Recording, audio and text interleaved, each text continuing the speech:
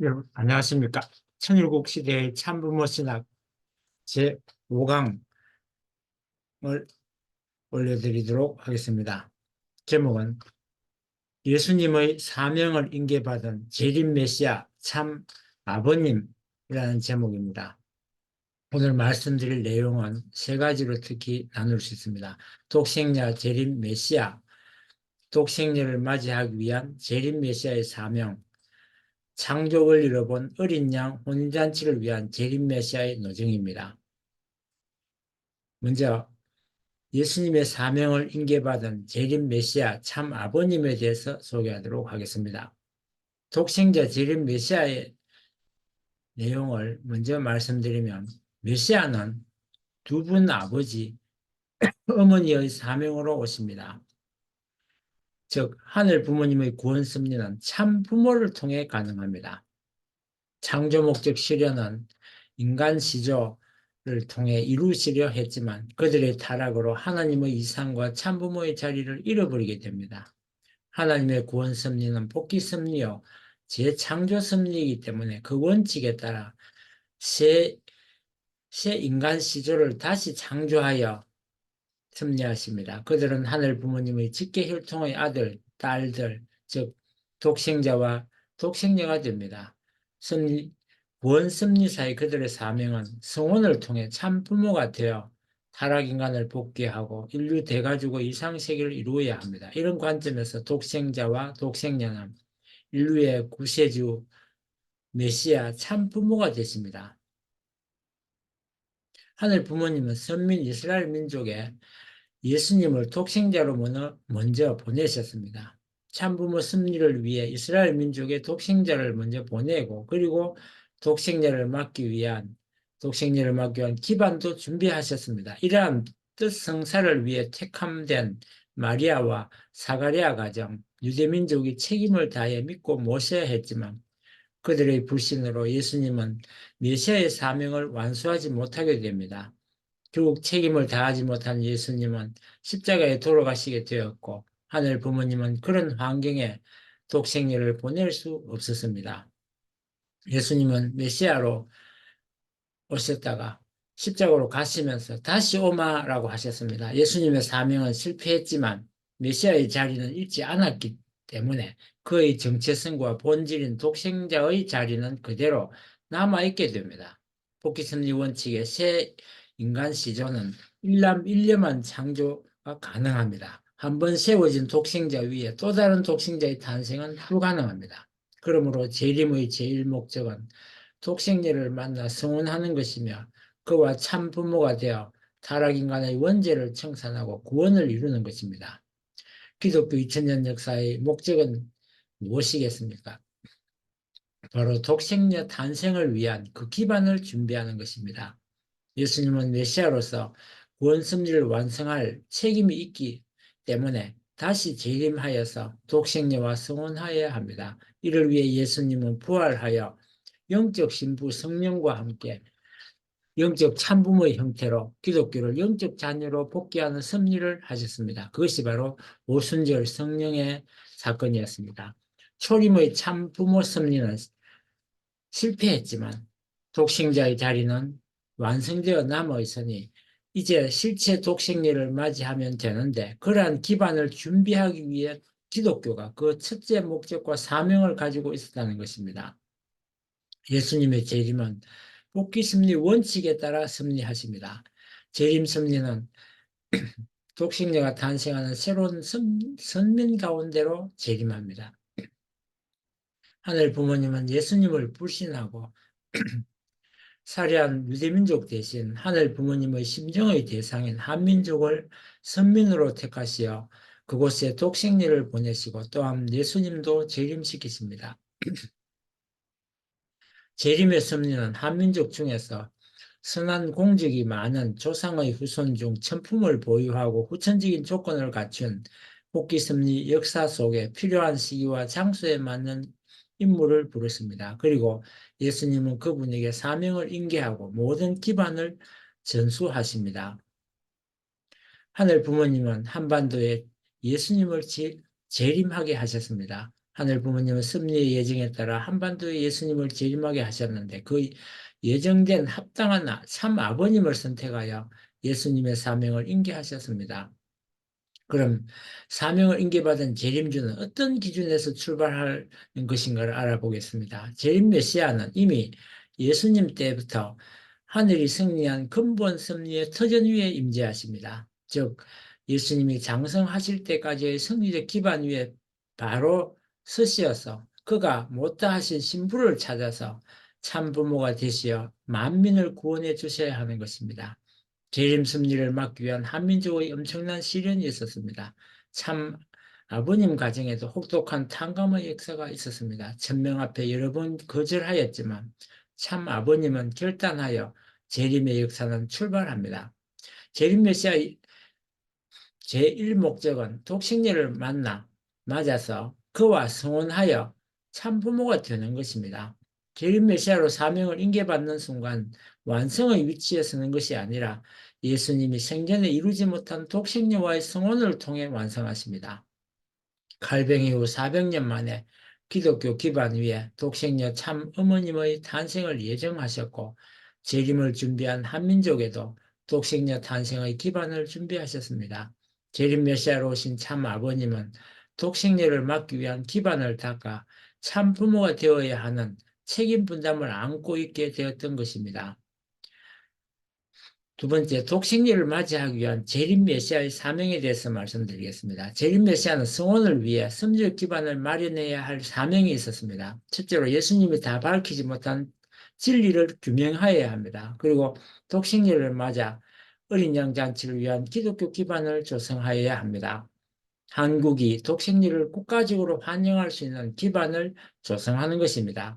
참 아버님은 독생리를 맞이할 기독교 기반을 위해 세계 기독교 통일 신령 협회를 창립하셨습니다. 세계적 성령운동과 한국의 평양 중심 성령 대부흥 운동이 일어났으며 준비된 신령교단이 출현하였습니다. 기독교 신령교단을 찾아 세우고자 노력하셨으나 그들은 불신으로 돌아갔으며 기독교계가 참 아버님을 반대해 독생례를 환영하는 환경 조성이 어려워졌습니다. 참 아버님은 1세권 기독교가 책임 못한 것을 대리하여 2세권 기독교인을 찾아 세계기독교 통일신령협회를 창립하십니다. 영적 기독교권의 불신을 해소하면서 참 아버님 스스로 환경을 만들어 승리의 길을 개척하셨습니다. 조건적 환경 속에서 어린 양 혼인잔치를 올리시며 참부모가 되셨습니다. 참부모 섭리를 위한 어린 양 혼인잔치는 원래는 국가적 기반 위에서 섭리가 전개되었어야 했었습니다. 하지만 기독교권의 불신과 국가적 환경 기준의 미비로 말미암아 독생녀를 환영하는 기반 조성이 어려워져 있었습니다.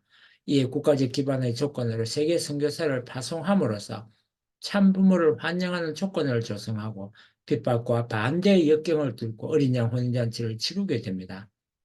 참아버님은 1960년 독생녀를 맞아 어린 양 혼인잔치를 치rum으로써 재림 메시아의 위상을 확립하시게 되었고 독생녀 참 어머님과 함께 참 부모가 되셨습니다. 세 번째, 참 하나님 부모님이 세우신 창조 원리로 본 어린 양 혼인잔치를 위한 재림 메시아의 노정에 대해서 말씀드리겠습니다. 재림 메시아는 하늘 부모님의 창조 목적에 따라 성원하여 참 부모가 되셔야 합니다. 하늘 부모님은 창조 목적을 실현을 하기 위해서 일남일녀를 창조하시고 그들이 순결하게 성장하여 참 부모가 되기를 바라셨지만 타락하여 참 부모를 이루지 못하셨습니다. 이에 새 인간 시대로 오게 될 독생자와 독생녀도 창조 목적에 따라 순결을 지키며 성장하여 성원을 하고 참 부모가 되어야 합니다. 창조 목적을 이루기 위해 독생자로 오신 예수님은 독생녀를 만나 성혼하여 참부모가 되는 것이었지만 십자가에 돌아가시게 되면서 재림하여 성혼할 것을 예언하셨습니다. 그것이 바로 어린 양 잔치입니다. 요한계시록에 나오는 내용입니다. 따라서 재림 메시아로 오신 참 아버님도 창조 목적에 따라 독생녀를 맞아 참부모가 되기까지 순결을 지키며 성혼을 준비하셔야 합니다. 재림 메시아는 예수님의 계승완성의 기반 위에서 순기를 지키며 환경을 준비해야 합니다. 하늘 부모님의 속성으로 바라볼 때 인간 시조 아담과 하와는 서로 유일한 배우자입니다. 새 인간 시조로 오는 독생자와 독생녀도 서로 유일한 배우자여야만 하기에 독생자로 오신 예수님은 하늘이 준비한 독생녀와 성원하여 참 부모가 되었어야 합니다. 예수님의 사명을 계승한 재림 메시아도 하늘이 준비한 독생녀를 맞아 성혼을 하여야 합니다. 어린 양 혼인잔치는 순수한 재림 메시아와 독생녀가 성혼하여 참 부모로 등극해야 했습니다. 하지만 충족지 못한 조건 속에서 독생녀 참 어머님은 더 이상 섭리를 연장할 수 없는 하늘 부모님의 섭리와 사정을 아시고 스스로 결단하여